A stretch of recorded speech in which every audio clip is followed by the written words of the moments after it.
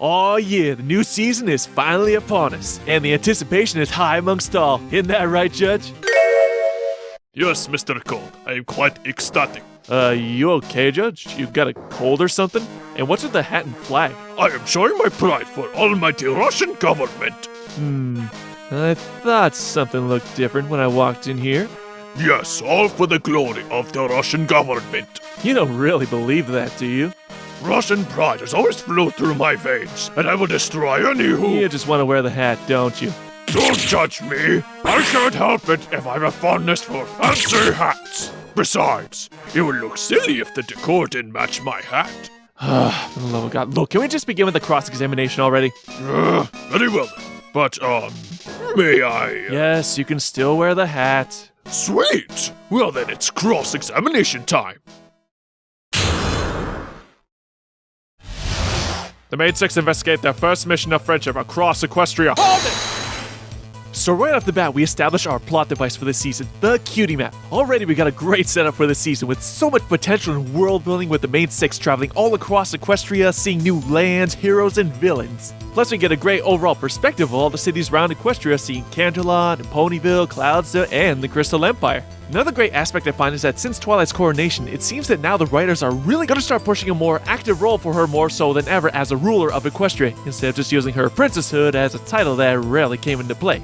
I'm gushing over the possibilities of this season, I've barely even talked about the episode. Anyway, the girls surmise that they need to travel to this location, indicating a friendship problem, so the main six head out, minus Spike of course, which from a story perspective makes sense to leave him behind, as with the events that occur later, he could just send a letter to Celestia and summon her to fix everything. After a long trek, we finally come upon the small town, and things get weird. The main six encounter the citizens of the town. Hold it! Traversing through the town of... that's never given a name, we see all the ponies have equal sign cutie marks, and this whole situation gives off a creepy, communist, cultist vibe, giving this episode some interesting dark tones, and greatly conveys the eerie, almost claustrophobic atmosphere the main six experience. Other than the town's pony's fur color, they have little to no unique design or traits, all having similar mane cuts and those sinister-like grins. Welcome to Dimsdale, happiest place on the planet, or else. Even the foals have been inducted into this equalization cult. That's disturbing when you really think about it. I love especially how Pinkie is totally aware of how wrong this whole situation is, as being a pony whose life goal it is to make others smile. She knows that everything in this town is wrong on so many levels. Fluttershy, meanwhile, is constantly praising the town, perhaps a little too much. There's cautiously optimistic, and then there's being completely naive to something that's clearly not right, with all these creepy smiling ponies. Although it does provide many humorous moments with the many awkward encounters, the majority of the humor was executed very well in this episode, from the slapstick, visual gags, and again, awkward encounters. All of these ponies' movements are militaristic, moving as one during our first song of the season called Our Town, a simple ballad reminiscent of war propaganda reels. Appropriate, as Daniel Ingram's inspiration for this song was a World War II propaganda song. This song firmly establishes the town's leader Starlight Glimmer as the dominant figurehead over the town. She's literally got the town wrapped around her hoof, setting her up as a great antagonist. She's a calm, collected individual showing no fear as the Princess of Friendship, one of the most powerful ponies in Equestria, one who could potentially stop her plans, yet Starlight shows no fear knowing the influence she has over the town, as with her ability to manipulate ponies has greatly instilled the fear of difference in the town's ponies, to the point where they fear for their livelihood if there's even a slightest hint of betrayal, essentially brainwashed to balk at anything better that could be a threat to Starlight. And then there's the unmarking process. She initially says it's through the power of an ancient staff, but later reveals it was actually her magic the entire time to remove the cutie marks. Who exactly did she study under to learn this level of magic, to actually remove and change one's cutie mark?